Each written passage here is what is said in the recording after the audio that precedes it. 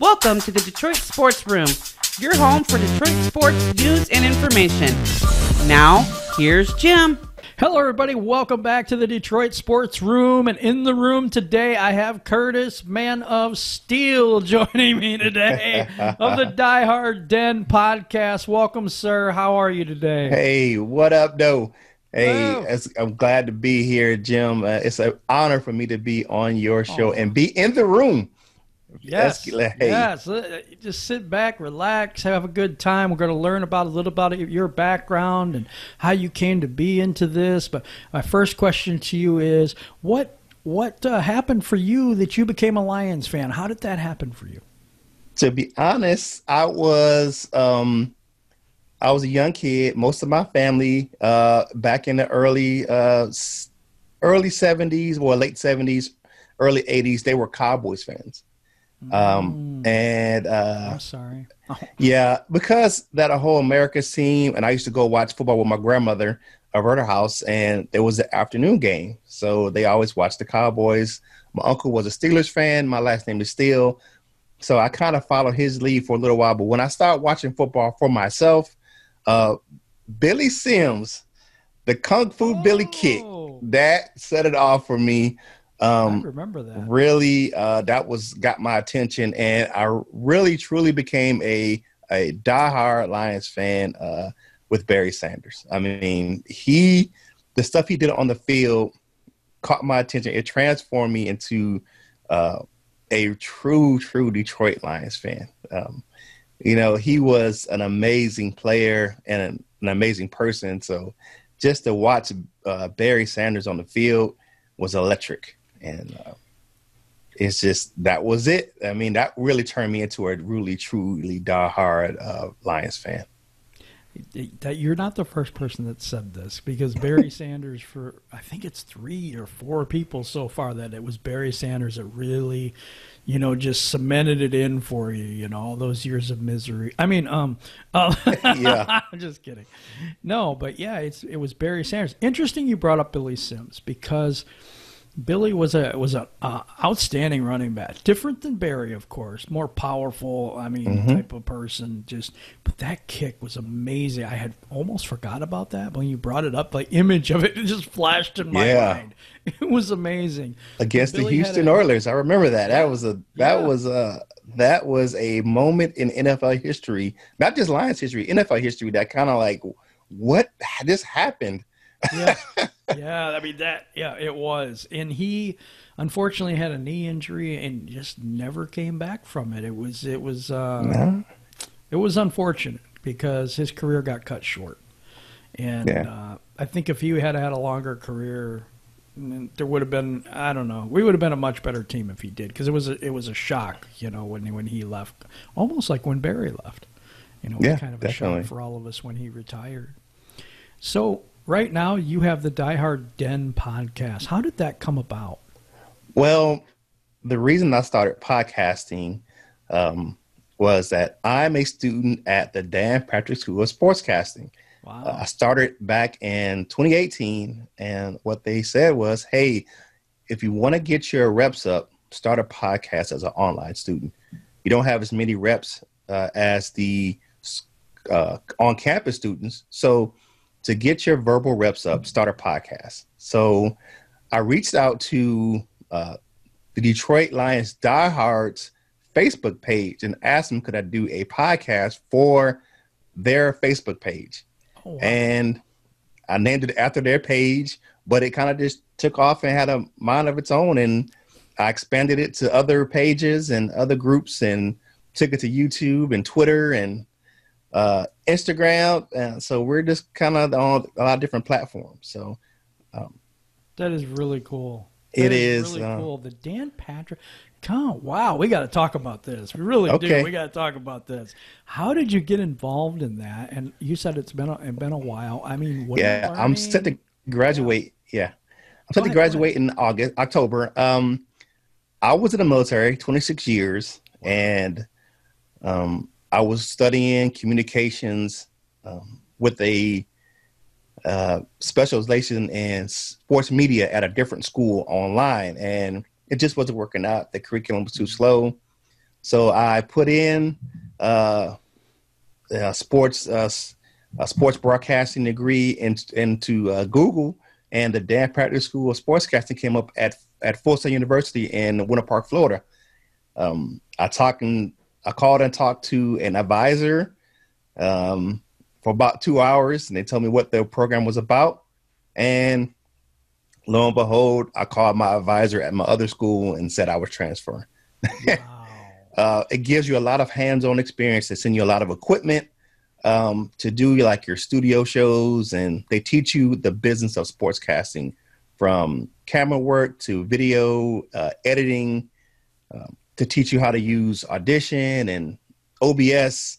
So a lot of these programs that we use on the Die Hard Den came from my training at the Dan Patricia School of Sportscasting. So, if you look at my, graduate. Yeah. So if you look at our YouTube page and the graphics that I use and all that stuff, and the rolling scroll at the bottom, and how I have the full screen graphics, or, side by side or whatever, I learned how to do all that stuff in school. That is amazing. So if people are interested in that, I mean, you just kind of Googled it, or? Yeah, I just Googled. It is a tuition-based. It is a technical school in Winter Park, Florida. The program's growing. Definitely, the first class that graduated earlier this year. We already have a few people that work at ESPN. We already have people that are out in doing television work. We have guys that are just, they're building their podcasting careers. It's an amazing platform where you can meet individuals, where you network. Most of our instructors have worked at ESPN or Fox Sports or the Golf Channel. They've worked for the NASCAR networks and things of that nature. So, I mean, you look at the instructors. I've had an instructor that worked on HBO Real Sports. We got Emmy Award winners that's instructing us. So it's a really good program. I really enjoy it. Amazing. Okay, so another question I'm going to keep asking. Do you live in Florida then? Or I live in North Carolina. I was military. I served in the military for 26 years in the Army. I retired in 2016. And I've been in school ever since, at another school, and then to the Dan Patricia School of Sportscasting at Full Sail. One thing before I forget, thank you for your service, sir. Thank you. Yeah, we do appreciate what you do, what you did, and I don't think people say it enough. Oh, thank you very much. Vietnam vet, so I know firsthand. My father did.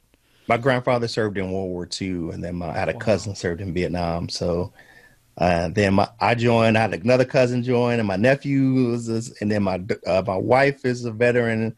My daughter is a veteran. My son-in-law is a veteran. So that's a family business. Amazing. Family business. I respect that 100%. I really do. And I would tell you, and you asked me how to, and I give you one little backstory of how I really chose sportscasting.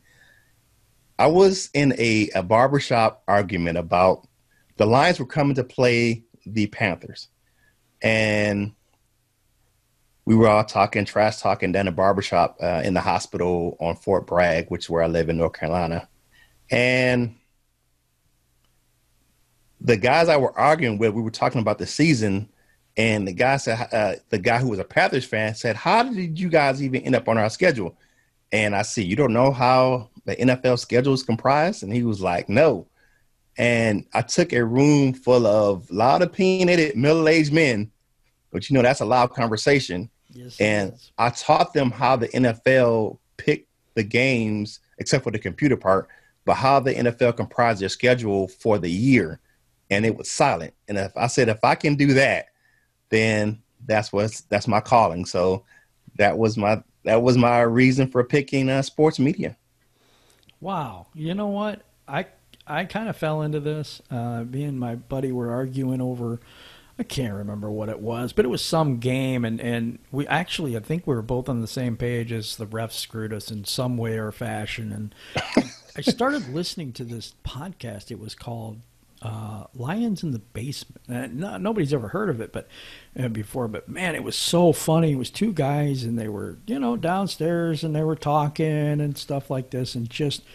I had never heard anybody say, "Oh, the refs just screwed us this week, man. It's just another, And they were complaining like, normal people do. It wasn't like the media where it's like, well, we didn't do enough to win, that type of thing.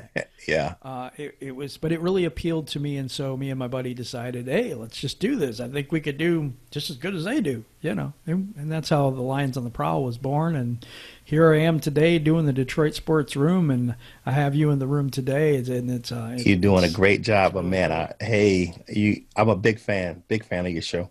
I appreciate it. I really do. So you got in, now you're a Lions fan, you have your podcast going, and you're going to graduate from the Dan Patrick. I don't know if people know who Dan Patrick is, but he is a huge name. He is a huge name in sports broadcasting. And worked for ESPN and has his own podcast. He has many things that he has his hands into. So is this school virtual? I mean, you can go online. You can go online, or you can go on campus right now. Of course, with the pandemic, everybody's online. The online program is 29 months. The campus program is 20 months. The reason being is that the fact that you get more studio time on campus, you have labs and stuff like that. So for the online, they send you a camera, a DSLR camera. They send you lighting kits, a MacBook Pro, and everything you need to do your stuff at home. And they teach you how to use all the technology and to make it, like I said, make your shows seem like it's studio quality. So that's the reason why it's a little bit longer. So, I mean, the Dan Patrick School of Sportscasting has really enhanced my ability to be a podcaster. It's really cool. I just got to say. So I guess I'm going to ask this for everyone else. I mean, what's the cost? Do you get financial aid? How do you afford it? I am a military veteran, so I really can't tell you what the tuition is. I know that it runs, it's for those who are doing financial aid, it runs a little bit. You may have to get, I know people who have student loans to pay for their tuition, but the hands-on experience you get from Full Sail, being on campus or online is really hard to beat, just because of the fact that they put so much technology in your hands and they teach you how to use it. And they encourage us to get stuff on our own. It's not something that I have a mixing board and, you kind of learn, they teach you the business of sportscasting. So it's not just one thing you learn how to do. So if you want to be behind the camera, if you want to be a producer, if you want to be a director, if you want to be a podcaster, on-air personality, in front of the camera, behind the camera, if you want to just do editing, they teach you all that stuff at the school. Yeah, I mean, it's a process. You just kind of have to. It's like anything else, though. Is what you put into it. They can only teach you the basics. They can teach you the basics in the time they give you, but you have to explore on your own to learn how to do the other stuff, like using Audition, which is the Adobe, which I do the audio part of my podcast, and how to mix in the music and all the intros and outros and do teases. What's funny is I do all that myself in Audacity and all that stuff. Yeah, see, I have a lot of my classmates were using Audacity at first, but switching to Adobe Suite is because that's what they use in the industry. Up. Yeah, using Adobe is amazing. But if you really want a podcast, you can do it from your cell phone. Oh, you sure could. Yeah, I mean, but or something like that. And that's what Camtasia, which is an outstanding program. I've used Anchor. That's the platform I use to distribute my podcast. Okay. I stopped recording on it a while ago when I got my mixer. Everything comes straight through my mixer into my computer and goes out into the cyberverse. I love the art of podcasting. I love the art of editing, and the YouTube version of my show. You can see how I like the producing part, where I have the putting the graphics in, and the lower thirds graphics where you see my name pop up, and where you see when I switch screens and you see Shawnee J, his logo pop up with his name on it. He's kind of camera shy. He doesn't like the camera, so I don't stick him on camera that often. I don't mind. Shawnee J is he is a treat for me to have him. I will say that my instructors down at Winter Park hooked me and another guy up to be my original co-host, and he got a job at the Tennis Channel. So I had to find a new co-host. Right. He was a campus student. His name is Will Fattore. He's at the Tennis Channel. He does some coverage for them, sideline reporting. And so I had to find a new co-host, and I went on the Detroit Lions Truist fan page because I already was on there. And I saw his post in the way that his knowledge of Detroit Lions football, and that's how I picked him up. I messaged him one day. I got a preposition for you. Would you mind being my co-host? And he was like, yes. And no hesitation. Like yes, we have this is our second season together, and he is a very knowledgeable guy. We did a segment before called Stump the Sean. This is Lions trivia, and he's pretty good at it. He knows he can go pretty far back, and he has his downfalls too. But he's a big fan of Bo Ben Swazzle, which I don't think will make the team. But we can talk about that when we get into our segment. He might I think he might make the team, but I don't think he'll be a starter like Shawnee J wants him to be. I don't see that happening. I think he's behind, but that's my guy. I think he's behind Jackson and Stenberg, to be quite honest at this point. If he was ahead of him, they wouldn't have drafted him. At least they would have drafted two guards. They felt that they were set at that position. They wouldn't have drafted two guards. So we'll get into some Lions talk. I want to make sure that I ask this question before I go into that. Okay. And that is, where do you see your podcast and your YouTube channel and your broadcasting career going in the next 5 years? I would say definitely my podcast will take off. I will have more time to dedicate to it once I graduate, where I can start doing it a couple of times a week, where I can start, focusing on just the production part, where I can do more things with the show and make it more aesthetically pleasing on the podcasting side, with the audio version and the video version. So, and then there's another things I want to do, certain segments I want to do. Like I did a segment called Now You Know. I want to bring that segment back and do a video version. Yep. So the Now You Know is a tutorial type of deal where I teach people the game of football in layman's terms. Yep. So I've seen that part. I actually participated in your hell yeah and hell no yes. For a school project. I appreciate that. Yep. Yes, it was, and that's a project. That's a segment we actually do on our show, and I recreated it for that assignment, and it is great. The Now You Know segment really is the basis of that story, where I taught those guys how the NFL comprises the schedule, and that was my actual first episode of Now You Know, that first segment of it. But it's to teach. Because you hear certain things in a broadcast and you're like, okay, what the hell is that guy talking about? And you really want to know, okay, like if you hear an announcer on TV says, well, the Lions are lined up in 12 personnel, and you're looking like, what? Okay.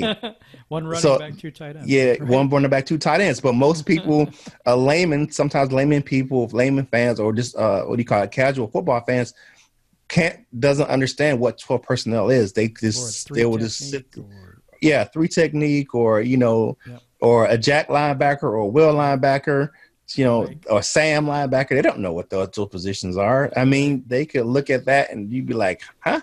So that was the reason for really why I got into the business. So it's I'm interested in the edutainment portion of sportscasting as well. Edutainment. I like that term. I think we do a little bit of educating on this show, and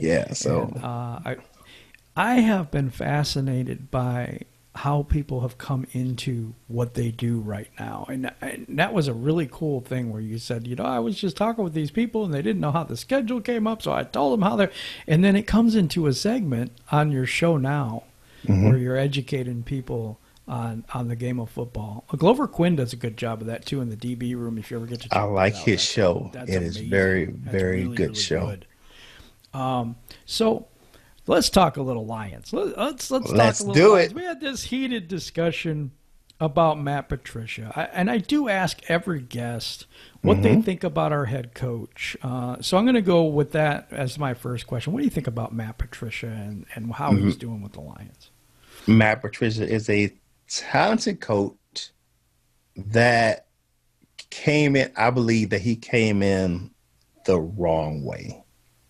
And the reason I say that is because of the fact that you came in after the regime of Jim Caldwell, who kind of treated all those players like adults, and they were men, and they, it was look you in the eye and shake you in the hand, and it was none of that, cursing and all that stuff, or Right. shook your hand, and he was, kind of a button-up, kind of professional guy to come in and have that, flip. Well, these guys are professionals; they know how to be professionals. You can tell them, you can push them without being disrespectful. And that once he backed off of that, players, it kind of took players aback a bit. And sometimes you get more with sugar than you do with crap. So, and you can be you can be tough, and you can be stern without being disrespectful. Being in the military, I learned that all too well. I served in two different type of units. I served in the combat unit where it was that question your manhood type deal. And I worked in the support type of unit where it was you have to be professional and be respectful. And to be honest with you, I got more done being professional and respectful than I did with the other way. Do I believe he is a talented coach? I believe he can be an outstanding coach. Do I believe he needs to change some things in the culture of what he has right now? Yes, because right now the Lions have taken a step back, and now we have a culture of losing, and that's not why he was brought into the Lions, to be a coach that has a culture of losing. I think that some of the decisions he makes are questionable. His time management is questionable as a head coach. To be honest with you, I never understood the hire of Pasquale. I think he should have been like a lot of other coaches, where he was the de facto coordinator. He could have been a de facto coordinator, and he had an offensive coordinator, and he could have been the defensive coordinator and the head coach. He had so much respect for him because he worked for him in his college days, where it was like, no, you have to, you can't bring in someone that you used to work for you. That's a tough deal. That's a tough deal. That's a tough deal, I think. Yeah. You have to bring in guys like now the Unlin hiring, I can understand where, okay, they work together, and now he can come in, teach him what he wants on his defense. And he can help build him into a good defensive coordinator like he was. And he can ease back into being the head coach. He needs to be over top of him first to teach him what he wants from his defense, because it's ultimately going to be his defense as a defensive-minded head coach. But once he gets that established, then he can maybe later on in the season or maybe next year, kind of, if he survives, kind of step back into the to the realm of the head coach. And I understand his premise as far as coming in hard. It's easier to come in tough and stern and then back off than it is to come in soft and then become a hard and stern coach. You can't come in being a player's coach and then switch to being a dictator. You have to be one or the other. It's easier to be hard and a dictator first, and then back off once everybody gets everything established and everybody knows what your deal is. But just to be circle back, the way he came in, and it's to see that some of those stories coming to light of how he came in, I'm like, no. I mean, even the stories from the Senior Bowl, some of the guys liked him down there, but they just like, dude, you're not, talking. These are college kids. They don't, the mentality of NFL players are different. You can't, it's not the same way as it was back in the day where you could run them into the ground and you can't be Vince Lombardi nowadays. It just doesn't work that way. I mean, does it work for Belichick? Yes, but he's that type of coach is going by the wayside real fast. It is. The problem with this though is his philosophies and his mentality and stuff has led to a lot of injuries. Yes. We had I think 15 players play the whole season last year, and it was only 17 the year before. It is not good on the injury front for this team. And there's players that are playing hurt. We're just talking about the guys that are out and they can't play. So I don't know if this mentality has been very good for the team. I know they've tried to change things up and stuff like that. So that leads me to my next question. So this not having a preseason, not really having much of an off season, and going into games, do you think this is going to be problematic for our team, or do you think everybody's got the same thing, so it shouldn't be a big deal? Well, what's your take on it? It's going to be a problem league-wide. It's going to affect the Lions, and it's going to be a problem league-wide because of the fact that unless the season is pushed back some, they're not going to have any preseason games. Think about it. The teams, really, your offseason program starts now. Your conditioning program starts right now. Mm-hmm. So you're going to have to condition up to the opening game, and you're just not going to have those reps. It's collectively bargained where they're still only can hold so many padded practices per week, per session. You can only practice. I mean, that's one thing. And I don't think the Players Association is not going to back off that. You only can have so many padded practices per week. You can't run 2 days. So it's going to take a while for these players to get into good, really playing shape.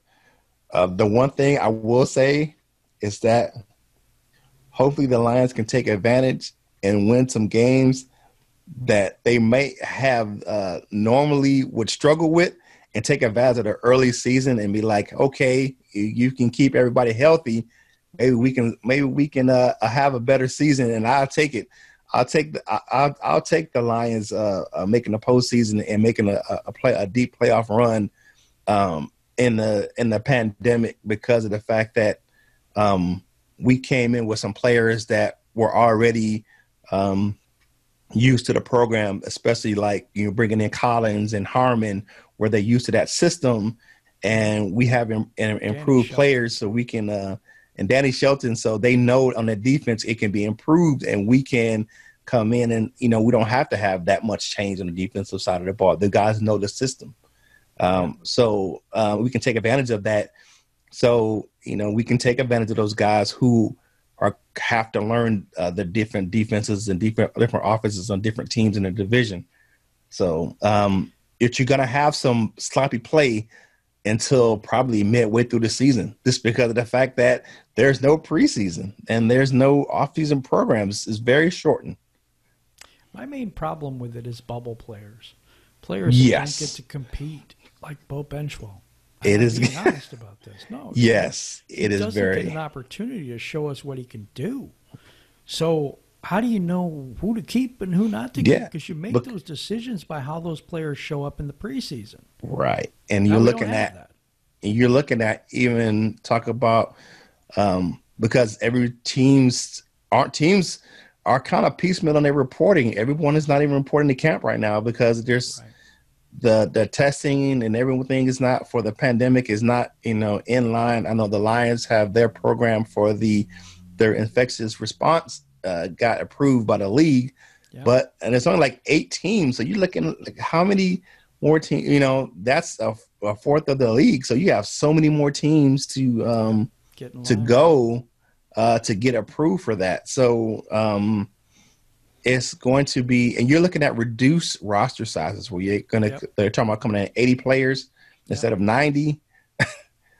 I mean, to me, it was a 53-man roster in the first place.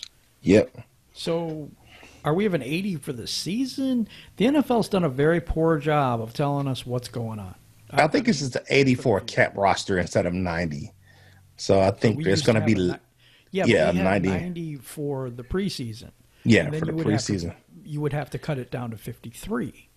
Well, I think they're going to cut it to 53 before the season starts. I think it's going to be down to 50. I think they're talking about 56. I think we're talking about. And then with the expanded practice squad. Right, expanded practice squad. From what is nothing set in stone right now. There's no, this is just conjecture, but I believe I heard 56. And looking at the roster sizes, expanded practice squad is going to be necessary. But, looking at Dr. Fauci talking about, I just think the NFL handled this differently than they should have. I know I asked a question the other day in the Detroit Sports Room, and I want to clarify the question that I asked because they were like, I don't know. What I was saying is that the teams were the MLB and the NBA. They practice that bubble type technique, where I believe if the NFL would have had teams report in earlier, where the players reported in that first week of July, right? So you get them into that 14-day quarantine, right? Even if you stagger it, so you have the rookies report that first week of July, and then you have the veterans report in, and you make sure you keep them separate. And you could have had that quarantine period where they were locked in and they were, you got food shuttled to them, just like they did in the NBA down there at the Disney World. The NFL has plenty of money to do that, where they could have had these guys in quarantine. So when it came time to open camp, they could have opened camp on time. These guys would have been on the field today. Or in 5 days, whatever for everybody else. But I just think that they handled it a little bit differently. I don't think the NFL planned it out very well. And just to have the testing protocol approved a couple days ago, I'm like, you really guys didn't really have this thing planned out. How are you supposed to have a rookies report the day that you have the testing protocol approved? That's not right. The thing is, though, football is the one sport that has more people involved with it than any other sport. Does. In baseball, you have 9 guys on the field, and you have people in the dugout and stuff. And they're like 60 feet apart.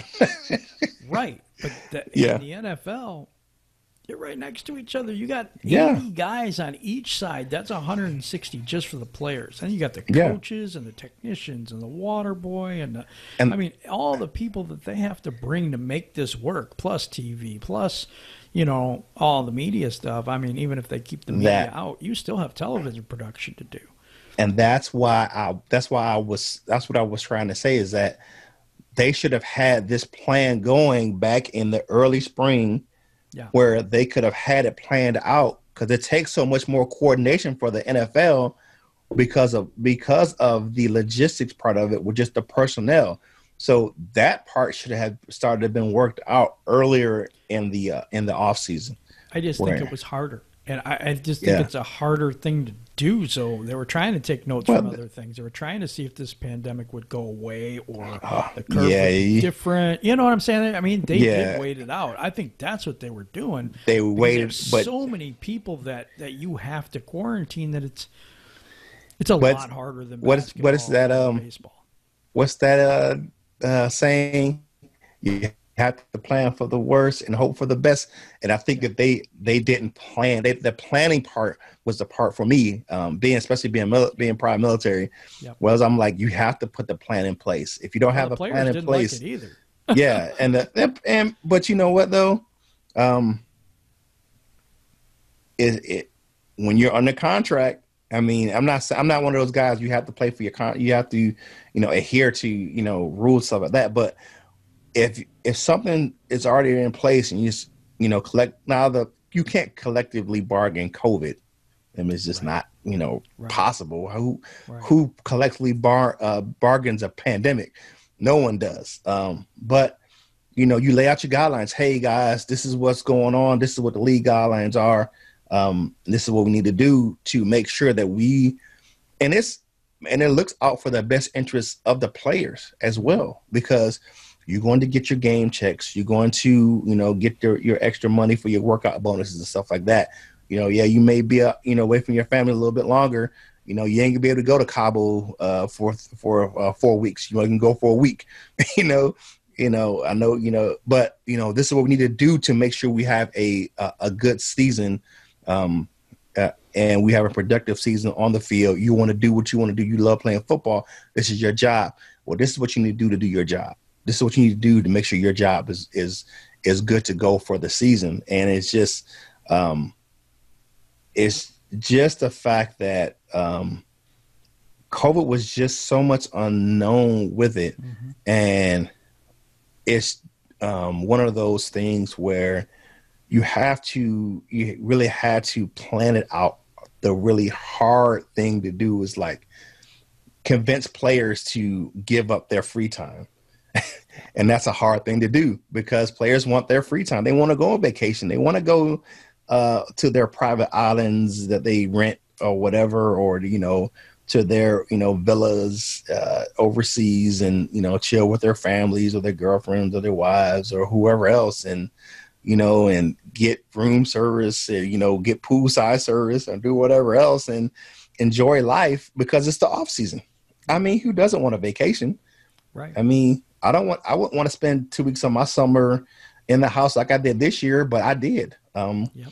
I have a family. We take cruises and stuff like that. And it's hard on us as well. I understand where the players are coming from. It's hard on everybody. It really is. It's a difficult situation. I'm going to transition real quick because I want to get a rapid fire question. Just give me an answer, and then we'll go on to the next one. I mean, like a rapid fire type of. Let's do it. That's my thing right there. All right, let's go. All right, weakest position group on the Detroit Lions in this year that you see. Defensive line. Defensive line. Okay, mm-hmm. I had offensive line, so we're like opposite there, but that's all right. Mm-hmm. Thoughts on Matthew Stafford? How long do you think he still has left? Another 7 years. Yep. Yeah. And that's why I think all this talk was crazy about getting rid of him and getting a quarterback and Tua and all this garbage. It made no sense. All right. So, strongest defensive position group? Secondary. Yep. Okay. I kind of agree with that. Strongest offensive position group? Wide receiver. Yep. I agree with that too. Okay. So, most of Madden and all these people, national media has us not very good this year, to be quite honest, kind of below average. If you want to give, what you think they're going to do this year record wise or whatever, this is just, we're going to play a full season. So that's what this is based on. What are your feelings about this team and where they stack up against the NFC North and against the NFL? They can be competitive in the NFC North. I say they will win the NFC North. I'll say they'd be competitive. They can be up there. So I can say they can be first or second. I won't say that they will definitively win the division, but they can compete for the division title. At the rest of the NFL, offensively, they can really make some noise. The problem is going to be the defensive side of the ball. So the defensive side of the ball is what's really the great unknown. And that puts me, for them, in the middle of the pack. I'll put the Lions in the middle of the pack. We're talking about anywhere between 14 and 19. Okay, that makes sense. All right. So prediction for the offensive line and how it would be rated on this upcoming year. So last year we were 11th in the league, surprisingly, offensive line. Where do you think we stack up this year with all the changes? I think it would be probably comparable. We're talking about anywhere between 9 and 11. Depends on how the new coach, and it's really just an elevation. So you still have some of the same. You're probably gonna have some of the same schemes from the previous line coach, because the guy that's there now was the assistant coach from last year. So, and how the players, the new pieces fit into the scheme. So that's going to determine where they can be. And we drafted some guards that are known to be nasty. Especially, I'm looking for their production in the run game definitely to be better. And on the outside, I need Taylor Decker to protect Stafford. We can't have him in Minnesota or in Ford Field against the Vikings. The Vikings kill Taylor Decker every time. I don't know what that is about. Other than that, he's a middle of the road left tackle. But against the Vikings, he's the bottom third of the league. So 10 sacks in one game is just a little much. Yeah, just a little much. But if we can keep Stafford upright, I believe that will go a long way into us being between 9 and 11 as far as the ranking of the offensive line. PFF is very high on Frank Ragnow as a center. Looking at him, his versatility to play offensive guard or center. Definitely he's versatile. So, and looking at Joe Dahl, it's going to be a prove-it year for him. He got a big contract, so he has to, make that money. Yep. And the two young guys, Jackson and Stenberg, what are they going to bring to the table? And Big V, he's got to prove that he's worth that big free agent money. As a right tackle. The other right big name or right tackle we signed didn't work out. He's in Green Bay now. Yep. So well, it's unfortunate for them, but at least he won't get holding calls in Green Bay. So not against the Lions. No, not against anybody really. Yeah. So, yeah, I don't want to bring that up again, but it was T.J. Lang that came here, and he had I think it was no holding calls the year before in Green Bay. He gets 10 as a Lion. Yeah, it was. So that's a question, rapid fire. Do you believe in the Detroit versus everybody thing where we get cheated a lot, or do you believe that we don't play well enough to win? Oh, it's a combination. I think we have I was still, and I argue, being in the military, I tell you, some of the biggest annoying fan base is the Dallas Cowboys, and I argue with those guys all the time. You guys know that was pass interference in 2016. I don't understand. I will always, even last year with the Trey Flowers thing, I'm like, how is this possible? Right. Even going back a few years earlier than that with the Fathom face mask in Ford Field. How do they cheat you in your home stadium? That's supposed to be he clicked the face mask. So I watched it over again. And then the Hail Mary thing, we didn't play well enough for that game with the Hail Mary thing. Nope. But I will say this, the Lions can get emotional, and they let some players let calls like that dictate the rest of the game, and we need to get over it. You have to get over it and keep playing. I'm of the position of the Detroit versus everybody thing. Yes, I am. Because, Seattle, batted ball incident, right? Where the refs don't know the rules. Really? Yeah, how do you not know the rules? The rule, and so you don't call it, which we would have had the ball on the 1 yard line. And then the game's over pretty much. Golden Tate with the 10-second runoff. Some of these plays you can't overcome. Yeah. Calvin Johnson sitting on his butt in the end zone with the ball in the air, and that's not a catch, and there was 19 seconds left in the game. Tell me that they just could have played better, and that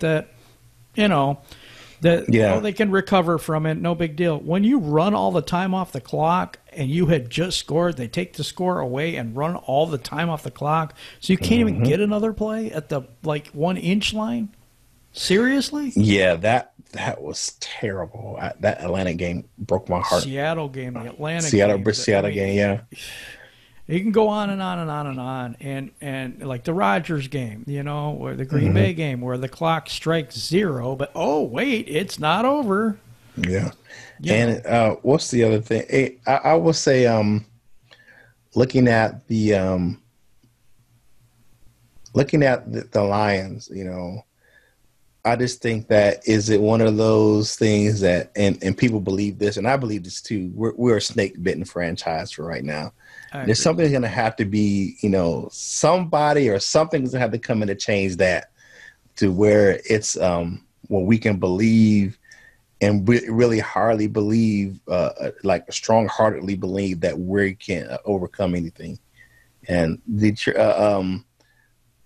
it's one of those things where it's tough to be a Lions fan. It's tough. It is tough. But it's not for the weak at heart. You can't be a weak-minded or weak-hearted person to be a Lions fan. That's absolutely the truth. I want to say something about the snake bitten thing, though. When we had, you remember? I don't know if you remember this far back. We had Mike Utley and we had Eric Andalsick, and Eric Andalsick was one of the. I mean, at the time was said to be one of the strongest players in the NFL.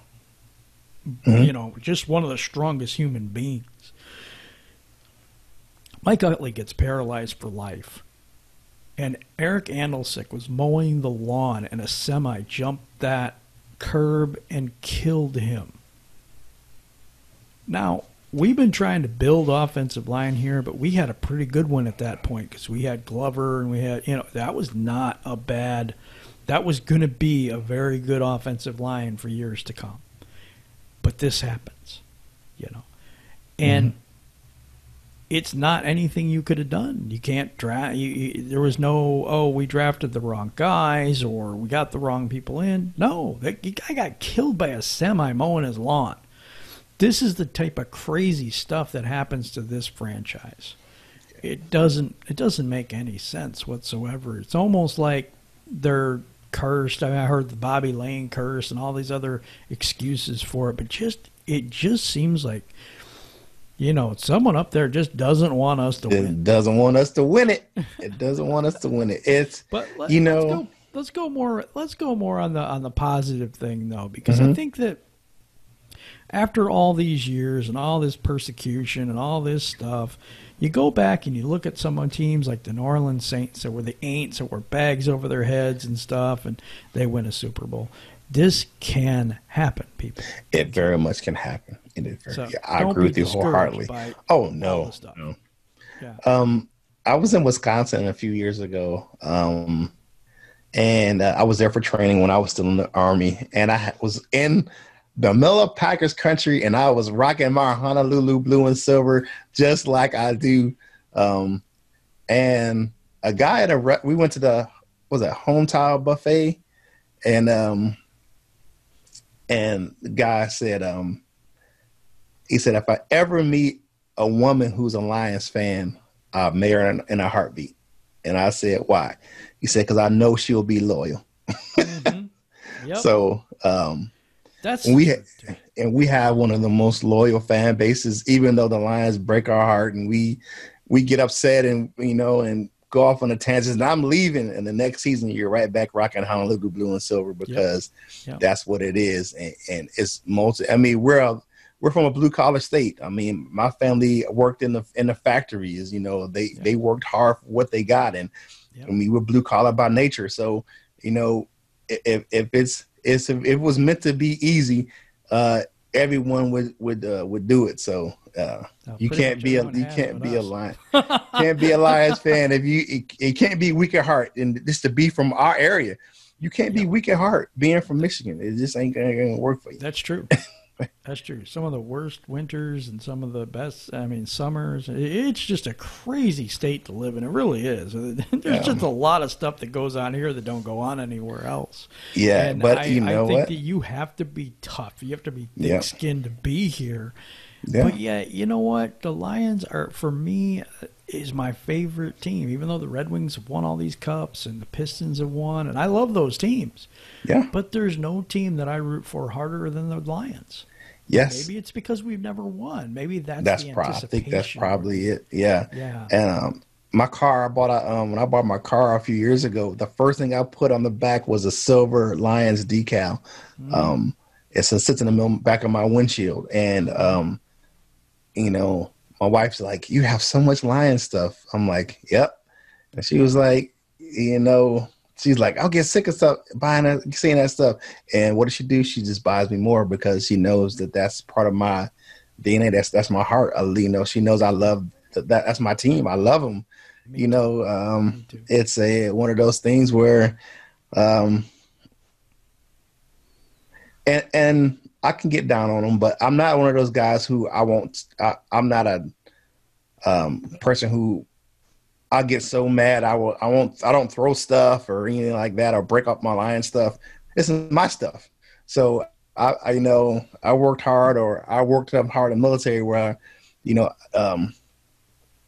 but I will never throw them away. I will never throw my Lions away. I will never throw my Lions away. I will never talk about being a fan of another team or leaving the Lions and jumping on a bandwagon for another team. And I see, and in the military, you see that a lot because people will become fans of their places where they go. And I'm like, nah. Even a guy I know, he's from Flint, where I'm from. He's walking around here because he lives where I live, walks around with a Panthers hat on. Dude, you can miss me with that crap. Yep. I am Honolulu blue and silver till I die. Yep. Me too. That's why I'm the Die Hard Den podcast. That's right. All right. Tell me where we can find your podcast, where we can find what's your YouTube channel. How do we get a hold of you on Facebook? So, how do we get a hold of you and listen to the content you have? Facebook, we're Die Hard. We're Facebook.com/Die Hard Den podcast. Same thing on YouTube. You just put in Die Hard Den podcast and you'll see our logo. This logo right here. You'll see it everywhere you go. At Twitter, it's at Die Hard Den Pod C1. On Instagram, it's at die_hard_den_podcast because that's the name that Instagram wanted to give us. So we had to go with it. And you can find our show, the actual audio version, on Apple or Spotify or most podcasting platforms that you can go out and look at. Spreaker and all those traditional platforms for podcasts. We're on all of those. And we distribute through Anchor. So that's how, you know, you can, if you want to look at anything, Anchor is where you can find us on that platform as well. That's really, really cool. It's been great having you here today, Kurt. It's been a wonderful. I love having you. Honor. It is an honor. I love talking to you about football, and I think we could probably do this all day. Yes, Unfortunately, we have lives and things we have to do, so we'll have to wrap this up. My wife's giving me a side eye now. Thanks. What now? My wife's giving me a side eye through the door. Yep. See, I knew it was time. I felt it in my spirit, man. Yeah, but it is an honor. I definitely want to thank you for bringing me into the room, and shout out to your boys over there. I know they start to know who we are, but shout out to the DSA. Those guys do some good work over there. I catch their shows when I can. I have school on Thursday nights, but I catch it after I get out of class. So shout out to those guys. You know, OMG, it's Lions Talk. That's my guy right there, Mike Jones over there, and JMO 313 JMO and Luke G. Shout out to those guys, and Rachel Marie she's awesome. So you know, shout out to those guys over at the DS. Andrew and Real, they're very good too. Yeah. Yeah, they're so good guys. I look forward to once I get out of school, coming on some of those podcasts with those guys. That's great. We do like having people come in and be guests and stuff like that. So that would be really, really a good time, and I'm sure that's not going to be a problem.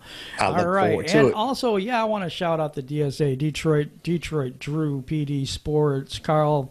And his sports show there, and there's just so many of us now. It's like Pistons Talk. He just joined, and Right or Wrong, who is a young man who does videos now too.